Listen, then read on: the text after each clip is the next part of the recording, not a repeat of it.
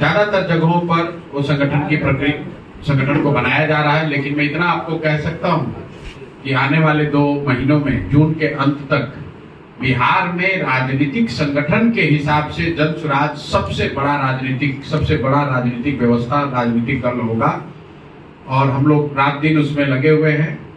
और बाकी मैं यहाँ मुंगेर बहुत बार आया नहीं हूँ, आज मुझे लग रहा है कि ये मेरी दूसरी विजिट है।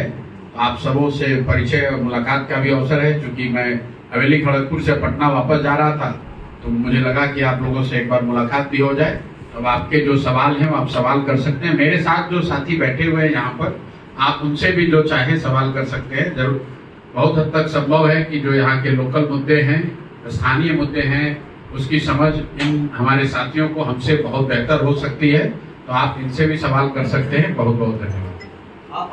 यहाँ लोगों के ने बताया जो दिख रहा है उसमें 3 बातें हैं। पहला, बेरोजगारी और पलायन वो बिहार की समाज का सबसे बड़ी समस्या है। कई बार जब हम लोग पलायन की बात करते हैं तो ऐसा लोगों को लगता है कि ये गरीब लोग हैं जिनके बच्चे बाहर जाते हैं, उनके लिए पलायन समस्या है। लेकिन अगर आप इसको गहराई से देखेंगे तो आपको पता चलेगा कि कोई भी बिहार का ऐसा परिवार नहीं है जो पलायन के दर्द से अछूता हो। यहाँ पर जो गरीब परिवार हैं उनके बच्चे मजदूरी करने के लिए जा रहे हैं, जो मध्यम वर्गीय परिवार हैं उनके बच्चे पढ़ाई और नौकरी के लिए जा रहे हैं। लेकिन जा सब रहा है, कोई ऐसा परिवार नहीं है जहां से कोई ना कोई मजदूरी के लिए किया हो, पढ़ाई के लिए किया हो, इलाज के लिए किया हो। गांव में जब हम लोग जाते हैं तो करीब 60% परिवारों से युवा आपको बाहर ही दिखेंगे। तो हम लोग की नजर में बेरोजगारी और पलायन बिहार का सबसे बड़ा मुद्दा है। दूसरा मुद्दा जो है वो शिक्षा व्यवस्था का ध्वस्त हो जाना।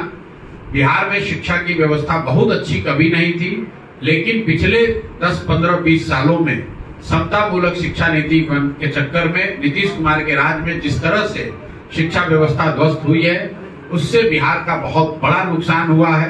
पहले हर जिले में, प्रखंड में 1-2 विद्यालय ऐसे जरूर थे, सरकारी विद्यालय, जहां से पढ़ लिख कर आप आगे बढ़ सकते थे। लेकिन आज की तारीख में कोई ऐसा विद्यालय नहीं है जहां कुछ